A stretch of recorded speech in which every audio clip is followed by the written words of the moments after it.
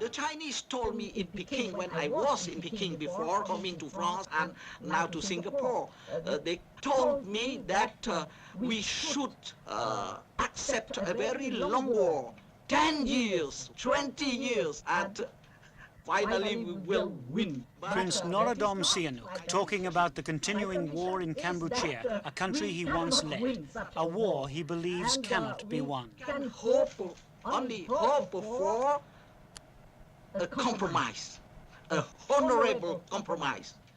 But first, the Cambodian opposition factions must agree on what it is they want to negotiate. The first step towards a united front, a meeting between 3 of Kampuchea's exiled leaders, took place in Singapore in early September. Prince Sihanouk chaired a meeting with former Premier Son Sann and Khmer Rouge leader Khieu Samphan. They say they will now talk about forming a coalition government that would be an alternative to the Vietnamese-backed Heng Samrin government currently in charge of Kampuchea.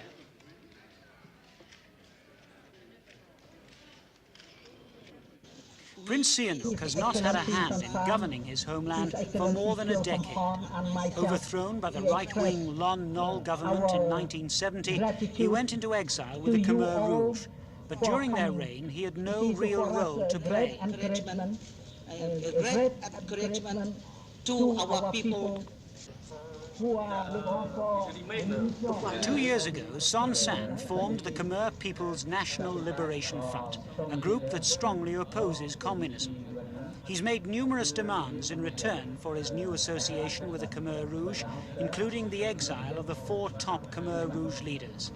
But Pol Pot's closest associates insist they will have a prominent role to play if the Vietnamese get out of Kampuchea.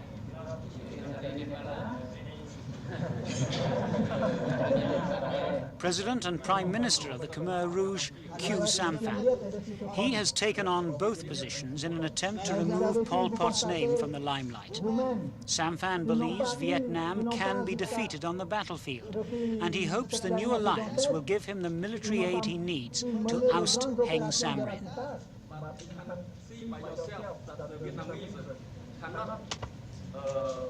Carry out great offensive. Phnom Penh, the capital of Kampuchea, the city to which the exiled leaders want to return, the country they want to govern.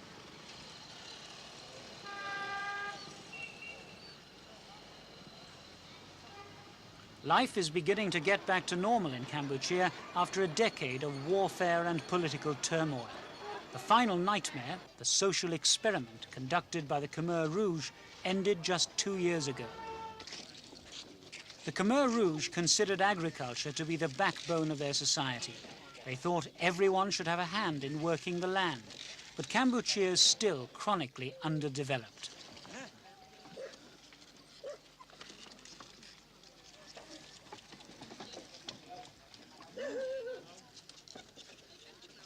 Khieu Samphan's plan for a transformed society included instructions that peasants like these should be treated with patience and understanding. It was one of the few ideas that was never put into practice. The ideas the Khmer Rouge did carry out produced a horror that stunned the world.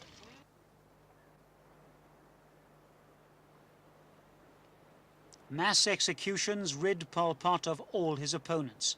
The middle class was wiped out. The Khmer Rouge leaders now admit that they made some mistakes. They say that perhaps their ideas were too radical, but they insist there were no mass murders and that scenes like this one were fabricated by the Vietnamese. Allegations of massacres in order to gain sympathy for the Vietnamese invasion.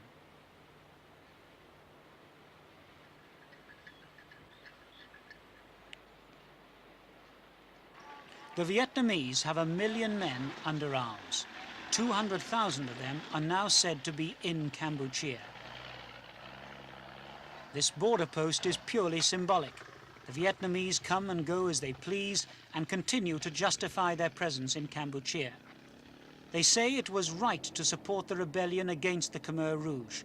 They also pledge all the aid they can, even though the Vietnamese themselves are so dependent on the Soviet Union for their own economic survival.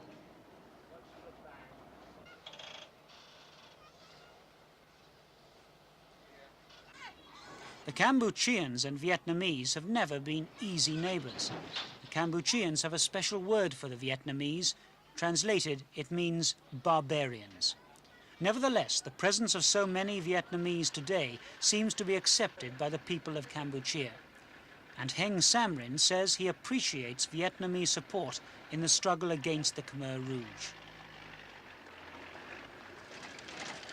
These children are also victims of the Pol Pot regime. They probably have few memories of the circumstances that brought them to this orphanage.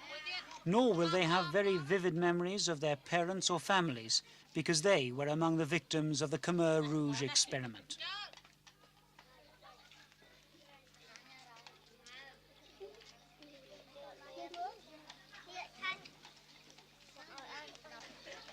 World opinion seemed to excuse the Vietnamese for being in Kampuchea as long as they cooperated with the international relief effort. But now that humanitarian concerns are taken care of, the volatile politics of Indochina are back in focus.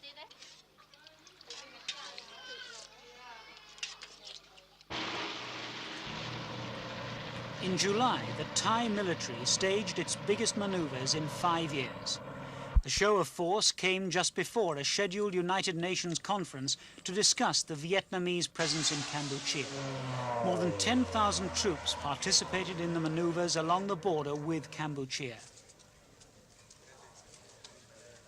Fears of Vietnamese expansionism have dominated Indo-Chinese politics for decades.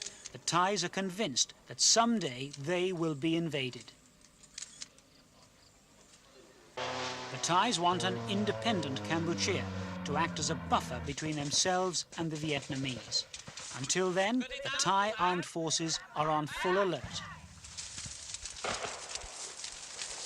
The ASEAN countries were instrumental in bringing Son Sann, Prince Sihanouk and Khieu Samphan to the negotiating table. And last year, ASEAN sponsored a successful United Nations resolution that called on the Vietnamese to leave Kampuchea and turn the country over to a government elected by a UN-sponsored poll.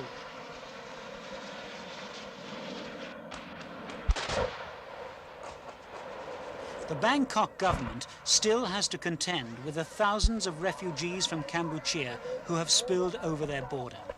And since they aren't talking to the Heng Samrin administration, a solution to the problem can't be negotiated. The Thais also allege that the continuing handouts from the relief organizations have given these people little incentive to go home. They threatened Kampuchean refugees still in Thai camps with forcible repatriation. But Hanoi has warned that if attempts were made to force people back into Kampuchea, they would respond with military intervention. The Heng Samrin government has said it would accept the refugees, but only if the Thais make arrangements with Phnom Penh. So far, the Thais have refused, so the camps remain full. And the international relief organizations make sure the occupants are fed.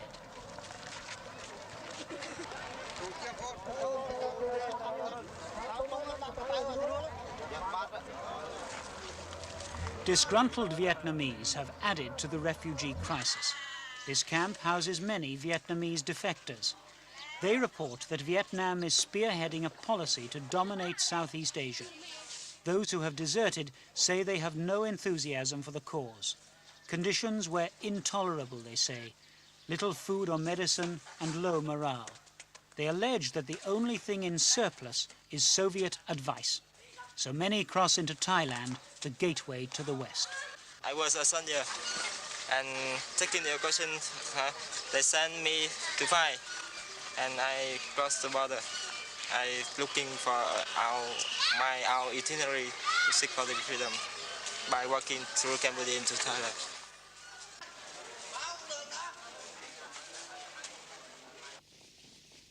The military struggle to defeat the Vietnamese in Kampuchea continues. The most effective fighters are the Khmer Serai and the Khmer Rouge. The Khmer Serai are anti-communist. The Khmer Rouge, their ideological opposites. For the moment, the groups have stopped fighting each other to concentrate on ousting the Vietnamese. The Khmer guerrillas are in control of vast tracts of land near the Thai border. But Vietnamese troops seem to be in full control of all the population centres. There were hopes that the Singapore Agreement would include a plan to unite all military units of the various factions, but so far they have only agreed to talk. Son Sann supporters are fewer in number but renowned for their loyalty. Late in August, he visited one of the camps at the Thai-Kampuchean border to meet some of his followers.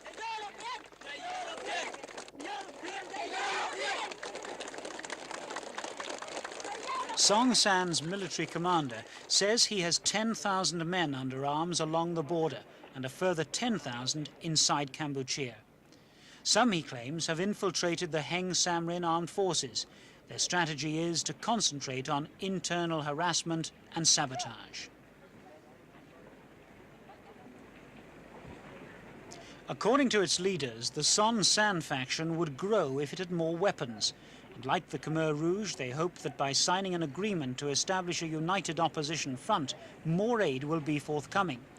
But for now, Son Sann's military advisors say they regularly dispatch battalions and small groups into the countryside on guerrilla and propaganda missions.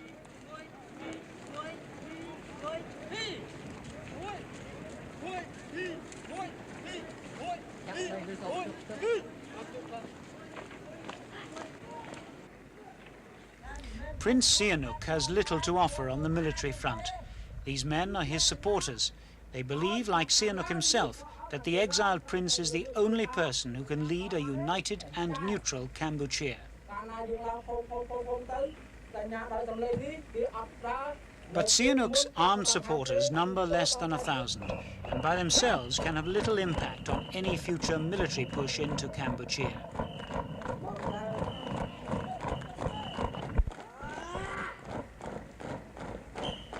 Sihanouk is depending on what he's called an honourable compromise. Vietnam and the Soviet Union, he says, must be compelled to go to the conference table.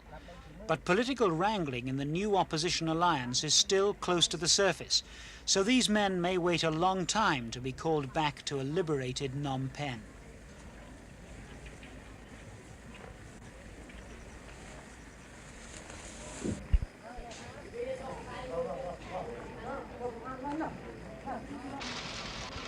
Kampuchea is still not a country at peace.